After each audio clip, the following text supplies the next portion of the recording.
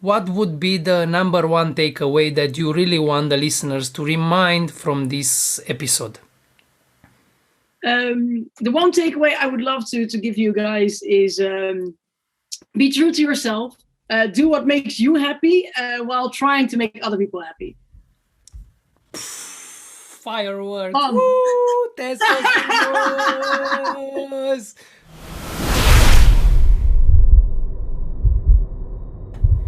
Cheers! What's up, everybody? Welcome back to a new episode of Hospitality Secrets Podcast. Paul Sfârlea here, and I'm happy to announce the surprise guest that I'm having today. The surprise guest that I will ask a few questions because I have lots of questions. And by the way, if you have some questions regarding hospitality, don't hesitate to DM me. Maybe we'll ask the experts about deeper things about hospitality industry. I'm super excited about the guest that I'm having today. It's the guest that I'm having. It's a multi-awarded bar lady who is also the bar owner, who is like doing lots of things during these crazy times.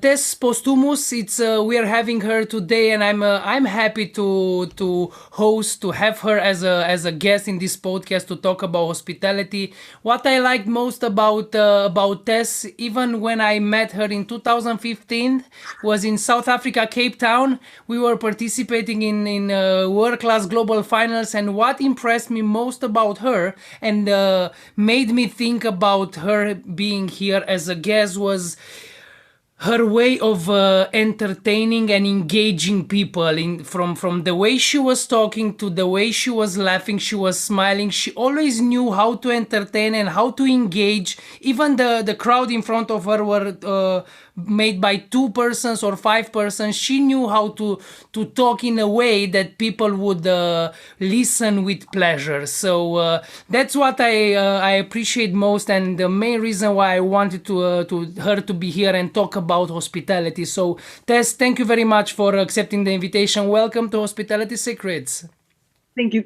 Well, it's a pleasure to be here. So thank you for inviting me. Big pleasure. Always a chat to talk with passionate persons from hospitality industry. So where are you now? I'm now in Amsterdam, where I live in the Netherlands. I'm at home because it's still Corona time, so the bar industry just opened up a little bit, and we're allowed to do terraces, but only till 6 p.m. And it's 8 p.m. now, so I'm home. The bar is clean. You're not used to it at this hour. No, well, now I'm used to it after a year, but it's still not okay. The industry is changing. Yeah, the industry is changing for sure. Things will change, but still, I know that you do a lot of things, and I saw that you are doing a lot of things. What projects are you working during this period? Oh, we're doing so much. So, yeah, it's always difficult to say. So for the ones who don't know me, I'm a bartender from the Netherlands, based in Amsterdam. I own 2 cocktail bars, Dutch Courage and Flying Dutchmen Cocktails, both in the city center of Amsterdam, and I own them together with Timo Jansen, a very good bartender himself and a good friend of mine. Besides that, I do a lot of consulting behind the scenes for brands, but also for other hospitality industry, like hotel bars, restaurants, and making menus, signature cocktails, you name it, we do it. I write a lot, so I wrote 2 cocktail books. And I'm busy with writing the 3rd one on Geneva, which is for now a little bit postponed because of Corona. So it's where we put it back on the shelf for a little bit. I have my own line of bar tools. So the cocktail shakers, jiggers, strainers, all those, which is for sale in the Netherlands and a little bit around Europe. I do a lot of workshops and masterclasses and trainings internationally mainly. And after we met, I started kind of shifting towards the production side of competitions, cocktail competitions, that is, and eventually even into the judging side of competitions. So normally I'm also involved with those things. And then COVID happened. So obviously a lot of those things that I just explained stops happening because it wasn't, or the budget wasn't there anymore, or the flights were cancelled. So a lot of the guest shifts and all those, everything got stopped. And so how have you pivoted? How have you pivoted since coronavirus started? Yeah, to be honest, it's been super boring and stressful. So on the one side, as a bar owner, I have 2 bars. So we had 12 staff people, and now we only have 5 left. We tried very much in the Netherlands. We had 2 lockdowns where bars were closed. The first lockdown, we were able to save everybody. The second, we needed to cut people. Which was very difficult. So it's a very stressful time as an entrepreneur and a bar owner. But on the other side, as a consultant and bartender, it's been a very boring part because the things I'm doing is mainly emails, Zoom calls. This one is a nice one. Yeah. It's a lot of administrative work and a lot of the same things, and also we do a lot of. I'll tell you in a bit, but we do a lot of web shop things. So we kind of transformed into this delivery service, which is kind of boring, to be honest. So it's a weird year. Yeah, there is but no contact. I guess you can understand. Yeah, you started the podcast. yeah. We had to do something to stay connected. Yeah, we cannot talk and engage with persons anymore the way we were used to. Exactly. Wow. So you are doing plenty of things. I don't even imagine how do you have time to do all of those things. So but for the listeners, where they can find where they can follow you, where they can find the books, if they want to purchase to read the books, where they can find them, and the bar tours. So where the listeners can follow everything you are doing. Well, you can follow me on social media on Tess Posthumus, but the web shop, so where we sell all the bar tools and the books and cocktail packages, and we sell a lot. We even sell cocktail scented candles, which I make scented candles. Wow! No way! One scent's like a Coco Clappa, which is one of the signatures we have at Dutch Courage. So it's more like coconutty, passion fruit. Like it transforms you and transports you to Bali if you want. That's we can't fly anymore at the moment, so we created candles to kind of hopefully transform you somewhere to or to a tropical island or to that Scottish wood fireplace, a little bit of escapism since the bars were closed. So I make those candles in my own kitchen, and we sell them. Really? You know to make the candles? Wow, that's genius! I'm having like an aha moment now. It's absolutely amazing. You cannot. And it's actually a lot of fun to do. Yeah, it's because it's kind of like mixology as well. We don't make the scents ourselves. We buy in the essential oils for the scents, but it's kind of like we blend the scents together to represent known cocktails or signature cocktails of ourselves. So it's kind of like you're making cocktails with aroma. So it's very interesting. And you keep the proportions, not to feel one aroma to overwhelm the other. So exactly. Sounds amazing. Nice. So I'm curious where we can find those. Yeah, you can find those on Flying Dutchmen Cocktails.shop, and it's Flying Dutchman with an E. So in a multitude of things, cocktails.shop. So for the listeners, if you are watching this video on YouTube, just click the button with the description. You'll find the website. You'll find Tess social media to see what she's doing, because she's doing plenty of stuff, and it's mind blowing. I'm still having it with the flavor with cocktails with the light, the candles. Nice. So for the listeners, you'll have in the description, either you're hear this podcast or you're watching it, just look at the description of this episode and you'll find those amazing, and I'm sure there are many more. I can't wait to enter to the site to see what you created there. Yeah, let me know if you missed something. If you think like, I was really wishing that there was this scent because I'm missing this vibe. Let me know, and I might be able to make one. Cool, so nice. I think this is, and even when the industry will reopen, you can play with those scents. I mean, you order the drink and you have the candle also. It's like you can play with it. Very nice. Yeah.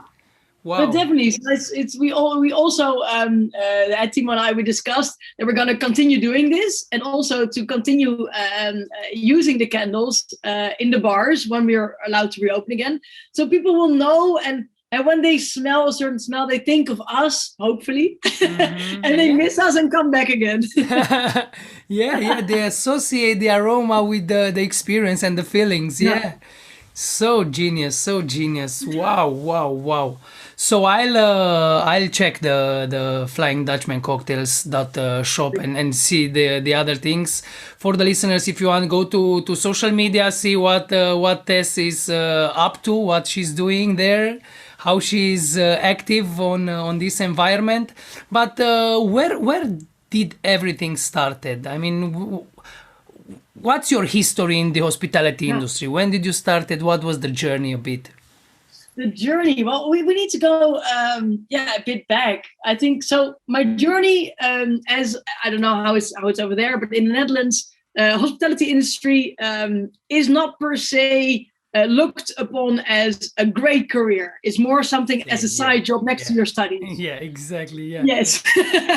So I started that way. I'm officially from from Breda. It's in the south of the Netherlands, near the Belgian border. And I moved to Amsterdam for my studies. And I always, since I was 16, and the rules were different back in the day. Now it's 18, but back in the day, at 16, you were allowed to drink alcohol. So at 16, I started my first job in hospitality. And in Amsterdam. It was good times. So I started my first jobs, and I loved every aspect of the hospitality industry. So I worked in catering, in events, in restaurants, we call them eat cafes, which is kind of like a cafe where it's also a restaurant. So it's a nice atmosphere, but it also serves food. It's different than a bar. And I did all of that, and I loved all of it. Still, I sometimes miss just running around on a terrace with like a tray full of beers and a handheld in the other hand, and just trying to make the kitchen boys crazy with your with your fast orders. So every aspect of the hospitality industry, I always really loved. But I was still a student, so I was studying and trying to study for a real job. If you're only listening, I'm doing the bunny ears. But I was always working in hospitality, and eventually in 2009, I started working at Door 74, which was an amazing bar. It was the first Western Europe speakeasy concept bar in those times. So it was the first one to really go into the craft cocktail scene again, looking at the history books, reading up on things. Using fresh ingredients, good ingredients, not only Bacardi rum, which was by that time the only rum people would know, like the vodka, like universal. Exactly. Pay the bills. No, so it was a very, very good bar, and me as a Dutch person, I didn't really know, because we didn't really have a cocktail culture back in those times in the Netherlands. But Doors 94 was always in the world's 50 best bars, so it was an amazing bar, and the best bartenders worked there. But also people from the industry who weren't bartenders but just working in the industry globally, they always would visit Doors 94 because it was the place to be. So. Via through a friend, I ended up working there as a host and as a waitress, because I didn't have any cocktail skills yet. I didn't even know what an actual cocktail was. Like, I knew how to make a mojito from like the catering jobs, but that was kind of it. I didn't even know what was the actual proportions. I knew mint and crushed ice. Poop, till the glass is full. Exactly, and just smile and wave. And you get with it, Exactly. So that was 2009, and I started working there, and that's where I met Timo Jansen, my now business partner. He was the manager, and Sergei Foka was the owner, together with Philip Duff. A lot of great bartenders worked there. So then I saw how big the world of cocktails was, and that it wasn't just a gimmick for a party or an event, but that there was like a history to it, just like with cooking. And there's history and evolution of recipes, and there's so much depth and so much knowledge to gain. And I understood then that I didn't know shit, so I needed to step up my game. So Timo and the boys, they trained me. They were so nice to do so. And I think after a year or so, I was allowed to work behind the bar. It was a 2-station bar. To work behind the bar next to a really talented bartender on like the slow nights, like the Monday and Tuesdays. And then eventually, I think after a year or two, I was sometimes, when I was lucky, able to take on a Saturday shift. And eventually, one of the good bartenders left, and he gave me his Saturday shift. So that was when I really properly became one of the main bartenders. But it took a while. I needed to really learn and step up my game and go through the hierarchy of learning things. So that was where it began. Yeah. And pay the price. Like invest the energy, put the effort, learn, do the things, do all the moves. And ask the questions also. So it's don't be shy, acknowledging that you don't know things. I keep telling this also to my staff always. I'd rather have you ask me than to just bluff something that's not true, and then a guest walks off thinking something that's not true. Rather, ask a colleague or ask me, or ask me 3 times, then just tell a lie or just bluff your way through it. Nobody learns from those things. Yeah, there was a saying, and I was always guided by this because I'm very curious, and I'm going after the principle that it's better to look stupid but to be smart, instead of being smart, looking smart, but you are stupid because you don't put the questions. You are just shutting up and you look smart. Exactly. So yeah. Yeah, it's not exactly that. Yeah. I think there's only one way to learn. Yeah. Ask questions. And I like that Sean Finter was saying that if you don't have all the answers, you should better have all the questions. Nice. Yeah, no, definitely. Yeah, I love that one. Yeah, I'm a big fan of questions, and since this podcast, I started learning about questions and putting even more questions. I always had tons of questions of asking, why, what's happening, what this, if this, how this. Yeah. Talking about questions, were there a moment when you felt in love with this industry, or it was gradually? When did you felt it? It was gradually, because I think looking back, I know that there was always a love for the industry, but only looking back. Back then, I didn't know. I just saw it as a side job, and I was meant to study for a real job. But looking back, like I know and I knew that working in the hospitality industry made me happy, and studying didn't. But I didn't know back then. But the real trigger came at Difford, because it was one of the world's 50 best bars. So because it was such a good bar, and like all the bartenders did all the competitions, I was expected to also join the competitions. So I did, and obviously I lost a lot of them, until one day I started winning some of them. And then like the ball kept rolling, and I got international questions to do guest shifts, or to help out with the menu, or to do a training. So I needed to register myself as a freelance bartender, because I needed to be able to invoice. So eventually, gradually, slowly, next to my studies, still it became more of a focus point instead of a side job. And eventually I finished my studies, but by then I knew, like, okay, nice, I have my diploma now, but I'm gonna stay and try to see where I go if I move into the hospitality industry direction and do what you like. Yeah, it scared me though in the beginning. Yeah.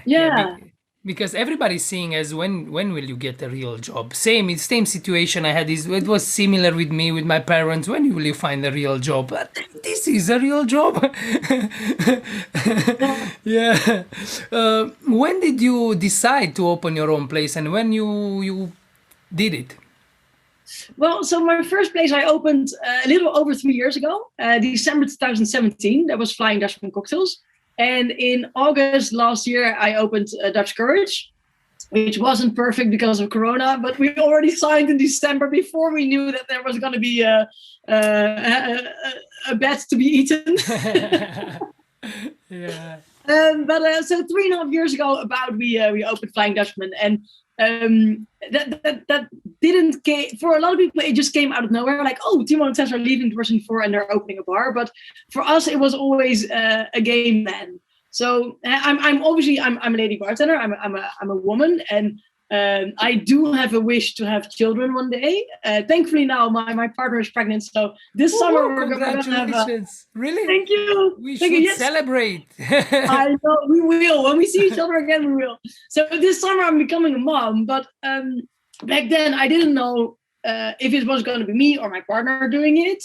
But I know that if you're a bartender and if you consult and if you do tastings and all those, like there is going to be a moment, 9 months or sometimes even longer if you're going to breastfeed, where you can't do your job properly. So for me as a woman, I've always thought about, okay, very nice that I'm now a successful bartender, but what if in a couple of years I want to have a family? That's going to mean at least one for one baby. If it's going to be two babies, it's going to mean 2 years of stepping back. And am I capable of doing it if I'm only freelancing and doing cool jobs and projects and guest bartending all over the world? From time to time, yeah, which is not sustainable. No, and so so very briefly, I already started thinking like, okay, a lot of women leave our industry behind the bar to go to the dark side and work for brands, mainly because of one of these reasons. So very early on, I already had a game plan of I want to open a bar, so hopefully it will stand and be stable by the time that I'm ready to start a family, and then I can take a step back and do administrative work, which I hate, but it's.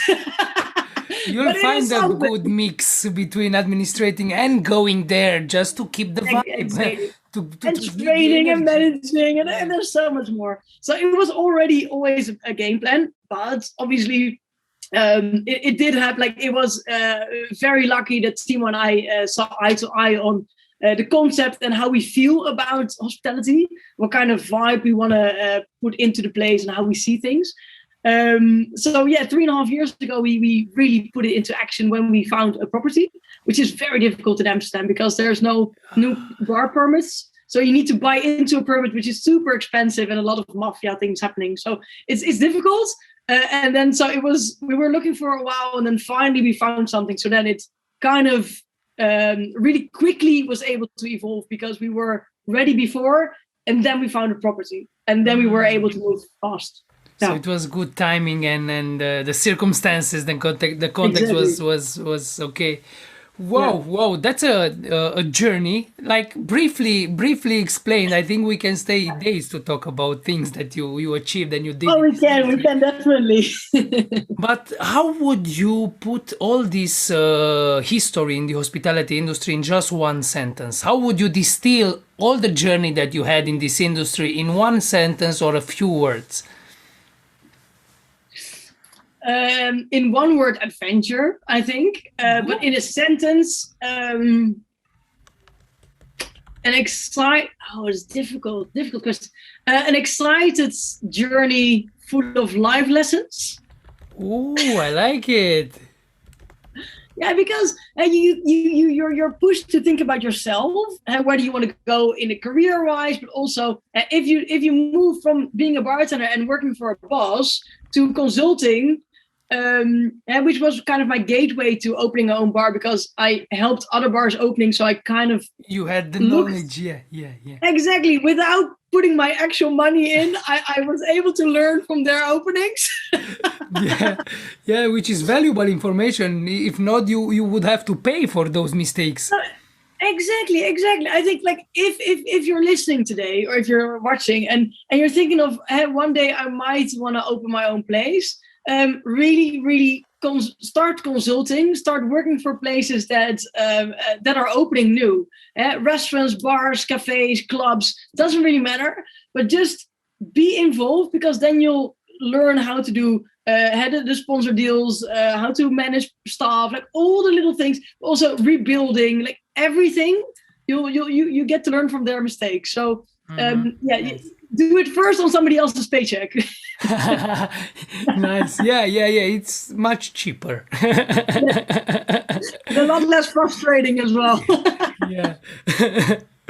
So exciting journey full of life lessons. This will be actually the title of the episode. Your life in one sentence. So you did a lot of exciting things, and you learned a lot of lessons, but I would like to do like a small exercise imagination. Let's imagine that you suddenly lose everything you have, from name, you lose your reputation, you lose your bars, your consulting, your job, contracts, you lose everything, and you have to start again from zero in this industry. The only thing that you have left, it's your know-how. Nobody can take your know-how. So what would you do to get back up? First, I would take a holiday. After this whole Corona situation, I'm ready for a holiday. If nobody knows who I am, I'm going on holiday. No, but like to be real, to be honest, I think I'll just really try to work from scratch. Like you tell me I still have my know-how, so I know how to set up a bar and how to think about a concept and how to translate that into training staff and all that, because that's my know-how. So I'll try and do it again, and then hopefully that will be good enough that my name will be built, and my the bar name will be a quality stamp or something. And I think just put in the effort again. Yeah, doing the work all over again. It will be frustrating though, because. Well, I think, and it's already kind of frustrating now, I think, because I don't know how it's over there with you guys, but here a lot of people from the industry on the brand side of things, they got laid off because of budget cuts. So the last couple of years, I've invested a lot of time and energy in relationships, in network, and a lot of people, I think, 70% or so, they're gone. Yeah. So. It's already after this. And also staff. I had 12, now I have 5. So if we're reopening, I need to train again. I need to contact and network again. So it's already kind of a lot of from the start. Yeah. How is that with you guys? It's similar here, yeah, similar things are, and more what's happening, but I think this is a global thing that's happening. People from the hospitality industry, waiters, bartenders, are taking like more stable jobs, like in the office, learning IT, and they do this job now, and they don't want to come back in the hospitality industry, maybe because this is risky first time, maybe then they didn't like it anymore, they really wanted a real job for them. And they don't want to come back in the industry, so still there is no staff with the brands. They laid off a lot of people, so it's kind of taking from not from zero point something. So but yeah. we still need to reinvent to see how we, and actually I had a question, I'm very curious, an extra question that I wanted to ask. How do you see that this industry will be after the pandemic? How would you see that it will change?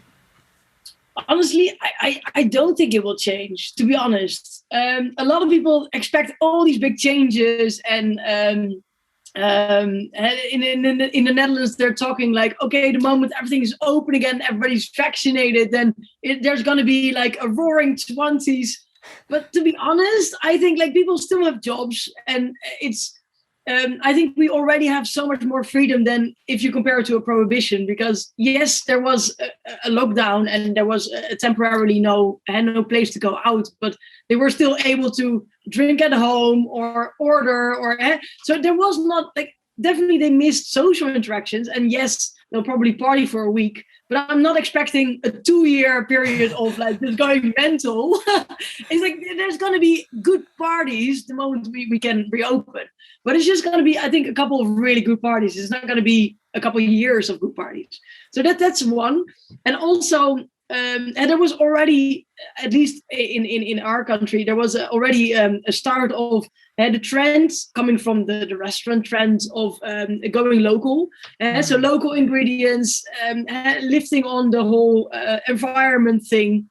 And I think that kind of got a bit more because of Corona. People want to support local, but also they want to know where things and ingredients come from. So I think that will continue, but I think that was already kind of happening, and it just maybe got a bit quicker there than what it otherwise would have been. But I don't see a big change. Because people say a lot of the times, people will stop flying. People, they will be more mindful of the environment. And I'm like, no, because if I talk to people around me, the first thing we're doing is they will fly, they will travel. Where I'm going on holidays. Like, I want to go to London. I want to visit you, Paul. I want to go to Bali. I want to visit my friends in LA and New York. Like, I'm flying all over the place. I missed the whole year without traveling, so I have to.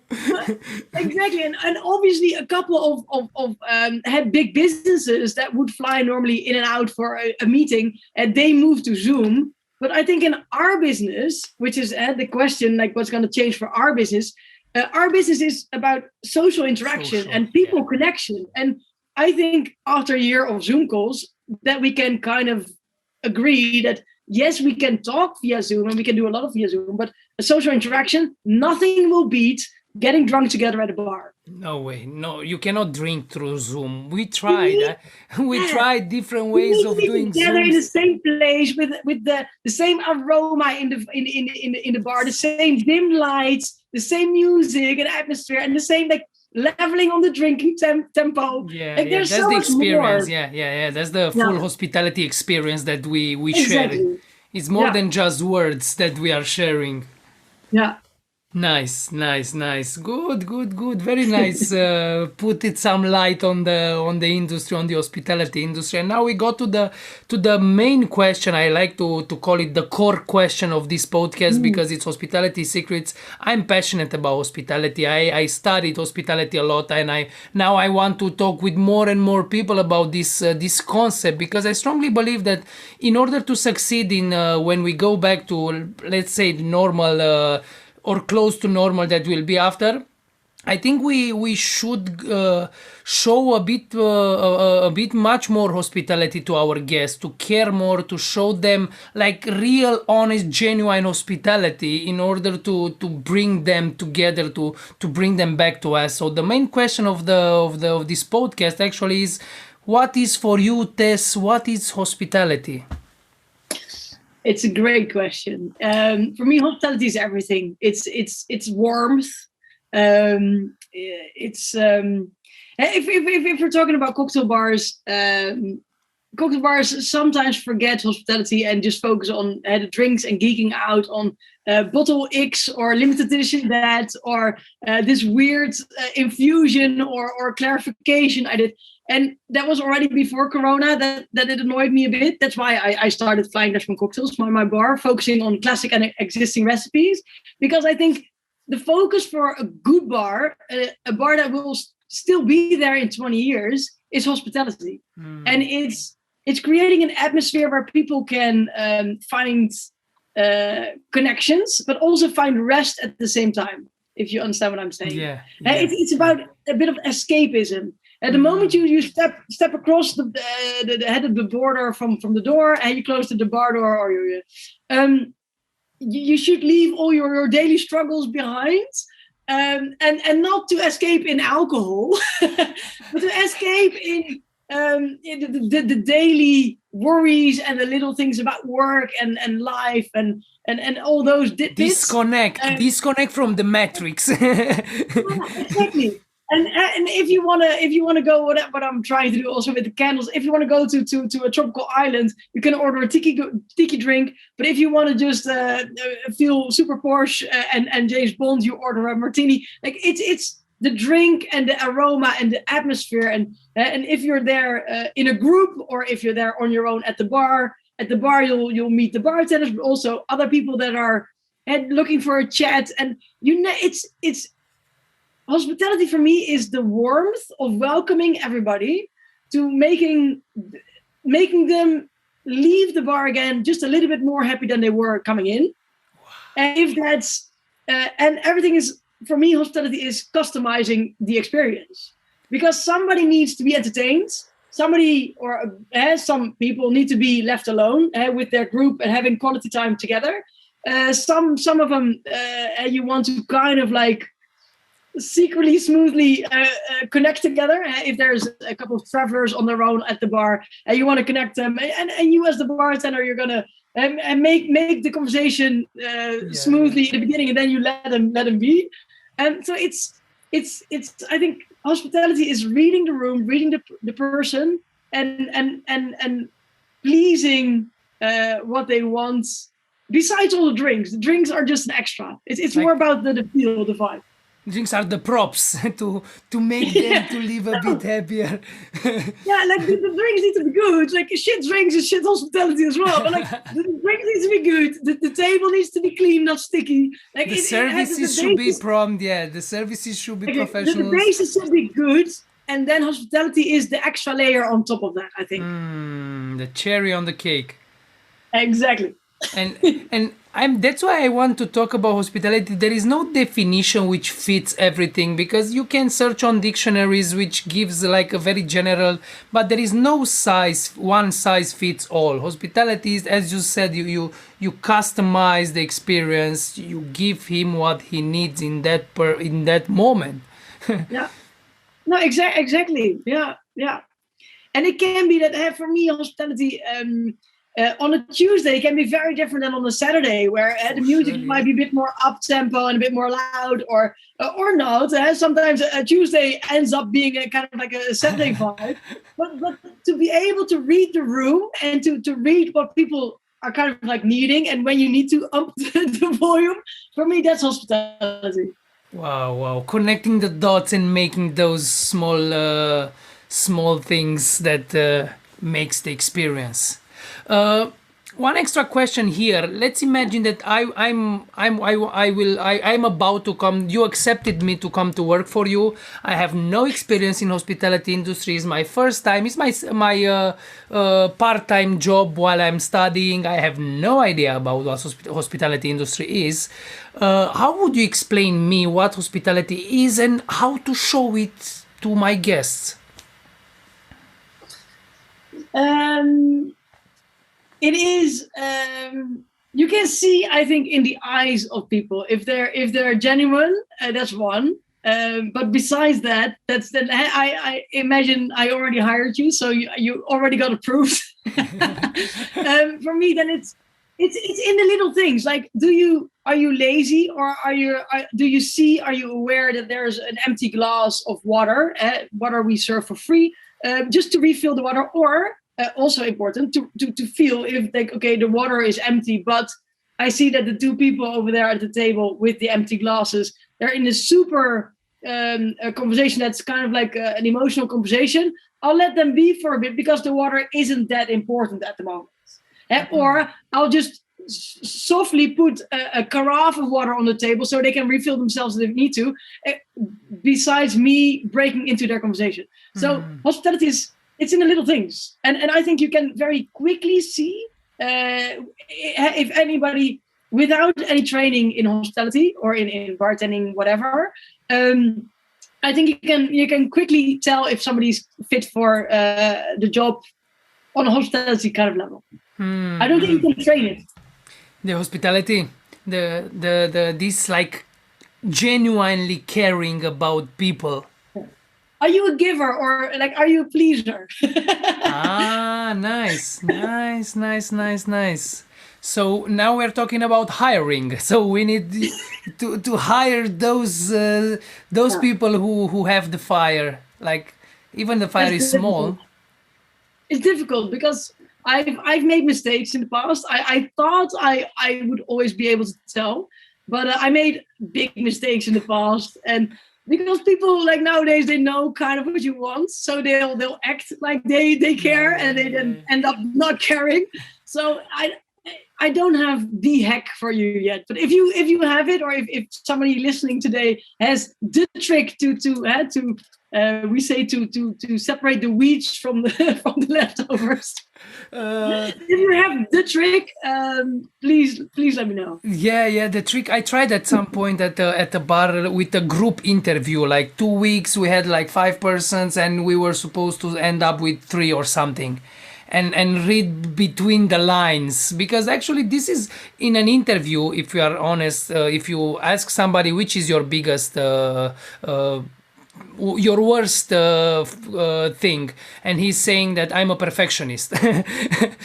Everybody is performing at the interview. No, exactly. Okay, so a couple of like tricks, and again, because in an interview a lot of people are sometimes nervous, so it doesn't say like yes or no. But for instance, if we have an interview, I'll make sure that my glass is empty, my water glass, and the one next, like the person next to me as well. And I'll hand this person a new glass, and I'll make sure that there's a filled water jug on the table. And I'll for me, it says something if he only fills himself, or if he starts filling us and then himself. Or if I ask, like, do you know how to make coffee? And we're in the bar, for instance. In our bar, if I do an interview in the bar, and I was like, do you know how to make like a cappuccino or an espresso? And he's like, yeah. So can you make an espresso for yourself or something? And then if he responds, or she obviously responds with like, would you like one as well? It's little things. Small but again, it's not always true, because some people are nervous and they're like, no, because I don't want to ask, because otherwise she would tell me. Like, some people overthink those things. So it's not a yes or a no. It's still hard. We need to find a recipe. So exactly. How Give can me you the hack? The hack? How can you hire the Sean Finter was saying about offering genuine hospitality. He said that you should hire well-parented persons. And well-raised people who are pushing the chair back at the table, and those persons who are saying thank you. Welcome, hello, how are you? Those small things, I think this is the hospitality. It's about if you are a giver, as you said, No, exactly. Like, for me, it's never like, obviously I have a look at your resume, but it's never about which course did you do, or how many classic recipes you know by heart, or which competition you won. For me, it's more like I look at your resume, because I honestly would rather have you have experience in restaurant business, or in big events, like that, you know how to work, and to understand also if you know how to work on high volume for events, for instance, or like a busy bar or a busy restaurant, and not high-end restaurant or bar, but like more like high volume. Then I know that there's bound to be sometimes that things went wrong, and that you would be able or needed to talk your way out of it, to charm your way out of it. And for me, those little things, that's important. I'll teach you how to make those classic cocktails, and how to fine strain. There's not yet rocket science. No, like, it's the cocktail things, like, we got that. Like, we can train you on it. But do you know how to work people? What isn't hospitality? We talked about what is hospitality, but what's at the other pole of hospitality? The rock star bartender. So the bartender who is bartending because he wants to be on a stage, and I think it's a person who doesn't really care about the industry. If he was a DJ, it would also be fine, as long as it's him or her behind the bar getting all the attention. And the star tender. The star tender. And obviously, some people say, like, I'm a star tender because I do guest shifts and stuff. Like, that's so. But it's more like, what's your genuine interest? Is it you getting attention, or is it you pleasing people, and that makes you happy as well? Why? And the difference is slightly. I mean, it's not, you cannot perceive it even when you do guest shift and when you are the star of the night. You could act with the big ego as the big rock star, or you can be there to serve and to show hospitality and to make them happy.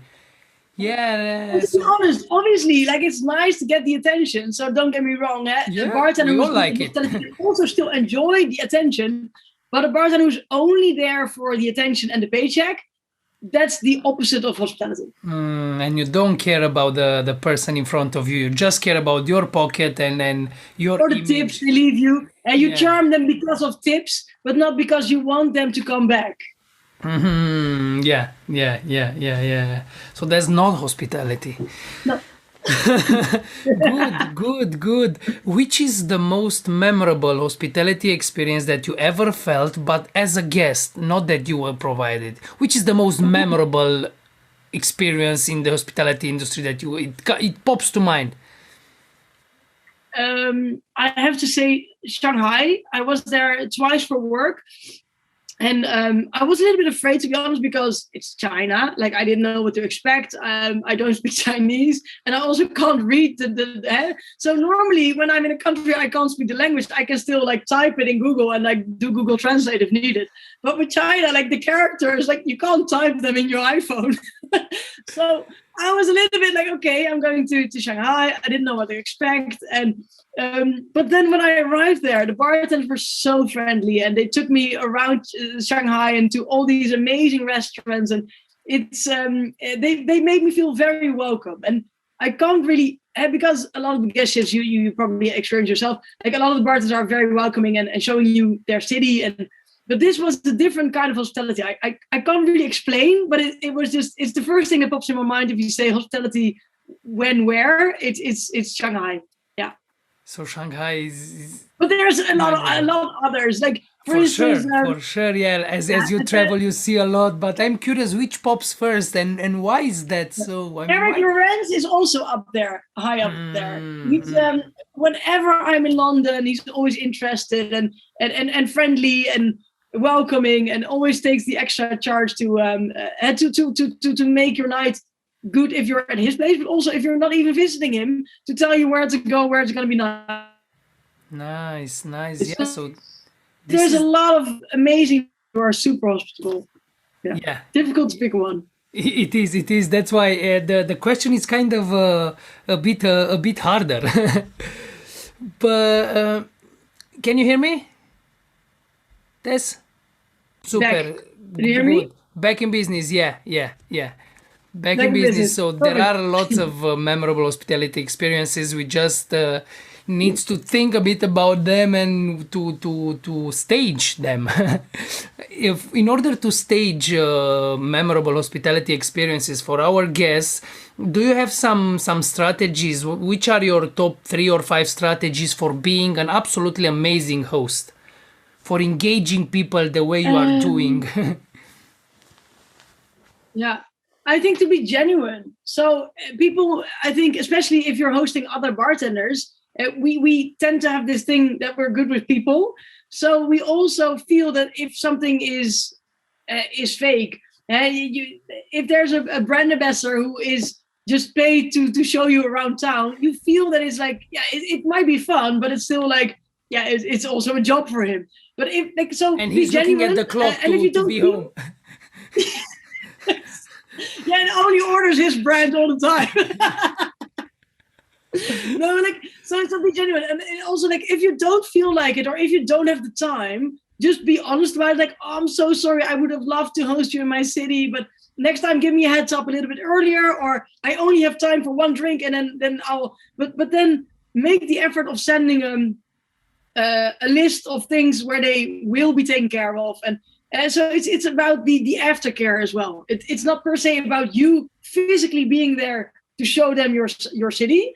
If you can't because of other things, work or other appointments, be honest about it upfront, so people know what to expect, and also help them out, maybe linking them to somebody else or giving them a nice list of how to entertain. So genuinely care. Genuine care. Yes, genuine care. Yeah, really care about people. Yeah, it's about people for people in this amazing industry. That's nice. Definitely. That's nice. What's the one thing you would really want to know when you began your career? When you were at the beginning, if there is one thing that you would like now for you to learn back then. No. To be less focused on pleasing others in a business way. So, for instance, we met at World Class, and I like back in the day, like Diageo was still very much male in 3-piece suits. So you would dress up because otherwise you would think like, oh, maybe the judges won't like me because I'm not super neat. So those kind of things, I think I would tell myself to not worry about too much, to focus more on the hospitality part, and to maybe dress a little bit more how you're comfortable yourself. And by being comfortable yourself, being more comfortable of pleasing others, instead of focusing on, oh, I think they want me to do this, so I'll probably do this because I think they want me to do this. And not because it's me feeling that. Exactly. Be a bit more true to you as well. Yeah. Nice. That's an amazing advice, because I think we all been there, because when you start the industry, you don't have so much confidence in yourself. You don't think that, you don't validate your knowledge, your personality, and you tend to copy. I remember at the beginning I was tending to copy to see what people would appreciate, and me starting to fill that gap, which is not exactly. like... Yeah, it's not it's not you. helpful. Yeah. I always say to bartenders who are competing and who I need to judge and who are asking beforehand, like, okay, so do you have any advice or tips? I always say, like, just show me you. I don't need to see another example of a cocktail that won 3 years ago, because that won 3 years ago. I want to see you and your interpretation of the concept or the flavor or whatever. So show me you, and obviously work clean and be hygienic and all, and be friendly and hospitable. But show me the real you, because that's what makes you unique. Exactly. And I wish, and I wish somebody would have told me that before I started this journey. Yeah, it took a few years to understand this. Just be yourself, because it's what makes you unique, as you said. Yeah. It's the only thing that makes you different from all the other persons around the world. It's you being you. Exactly. Nice. Very good advice. And for the listeners, I hope it helps. What now we are at Hospitality Secrets, and I like secrets. And the question is about secrets, and the question is about what is actually your secret sauce for being successful in the hospitality industry.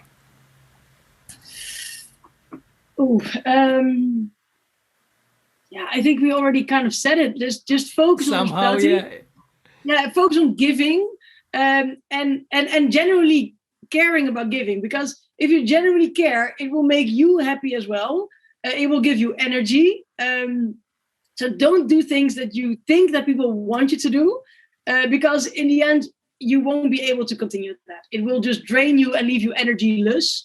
Focus on what you like to do, that gives you energy, and that also will transform that positive energy to your guests, or to whatever you're doing. If you want to leave the bartender scene and want to work for a brand at the dark side, if that makes you happy, do so. But then be the best brand ambassador and make my life happy as a bartender working with you as a brand ambassador. Nice. Okay, so hospitality industry, it's about engaging people, and you are very good at engaging people and talking and engage, entertain, captivate the people. How can we actually engage our guests? To listen. Don't just send. Yes. Because we bartenders are told a lot of the times that bartending is storytelling, and that's partly true. But sometimes a guest doesn't want to listen to a story. They're just there for a good time, and they don't want to be educated. So listen, and also pick up the little hints they're giving off. If they want to know more about this weird mezcal you brought from Mexico, do. But if they're not, stop talking. So listen, yeah. This Listen. is so nice because I think we all been there when we had some knowledge. We were regurgitating our knowledge on all the guests that we were Yeah, having you want to there. show off a bit, right? Yeah, And practice. Yeah. yeah. So Yeah. listen before you just and give people what they need. And it is storytelling, yeah, it's right. But after you listen and you tell the right stories at the right moment. Yeah. Sometimes a story can be long. Sometimes it's two sentences. Sometimes it's one word. And that's about reading your guest and also listening to your guests. Yeah. Try to understand. Yes. If you have a magic stick, have you ever had a magic stick? If you would have a magic stick, yeah, that one, and you could do whatever magic you would like, what is the one thing that you would change to the hospitality industry to make it a better place? Well, two answers to that question. You have Answer two one wishes, is two right magics. now. Two magic tricks. One right now is to have like this, to have the entire world vaccinated so we can go back to our doing what we love to do and our profession.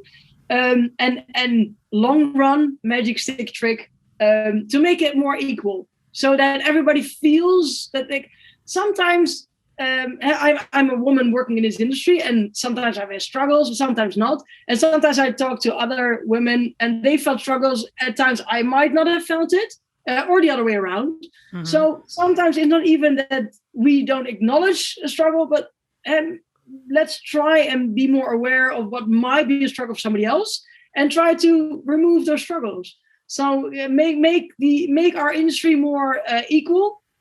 If we're talking male female, but also ethnicity or gender, like sex, everything, experience, orientation, same experience, yeah, age, exactly, yeah. No, but all over. I've never worked with somebody who has a bad hearing, for instance. There's so many people. So where are they? They don't feel welcome in our community. So let's if I had a magic stick, I would try and make it more equal. Nice. So let's find that magic stick. Maybe with the pen is working, or with the listeners, we can start slowly making the hospitality industry a better place. So we are almost at 1 hour. Time flew away. I would like to stay the whole night to talk about hospitality and talk about experiences, but unfortunately we need to stay in time. And I have just one more question, like in wrap up. What would be the number one takeaway that you really want the listeners to remind from this episode? The one takeaway I would love to give you guys is be true to yourself. Do what makes you happy while trying to make other people happy. Fireworks! Woo! Tess Posthumus! I did not prepare that one. It just came out.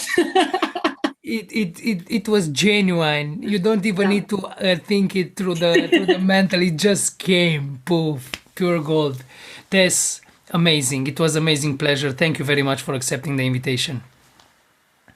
Of course, thank you. And I hope next time we can do this next to each other at a certain bar. Let's hope that it will be soon, and we can people get vaccinated, and slowly we can start taking back our socializing. Yes, please. It was amazing. Thank you very much, Tess. It was absolutely great. Thank you. See you next time. And for the listeners, thank you for enjoying our chat at least as much as we did. We had a lot of fun talking about hospitality, talking about secrets about hospitality. It was an amazing pleasure, and I hope it was useful, helpful. You can listen to this podcast on platforms of Google Podcast, Apple Podcast, Spotify. There are a lot of podcast platforms you can listen. You can follow them on YouTube. If you have some questions, some curiosities, you can message me to find out more things about hospitality. So I hope it was useful. That's it for today. Paul Sfârlea here. See you next week. Cheers.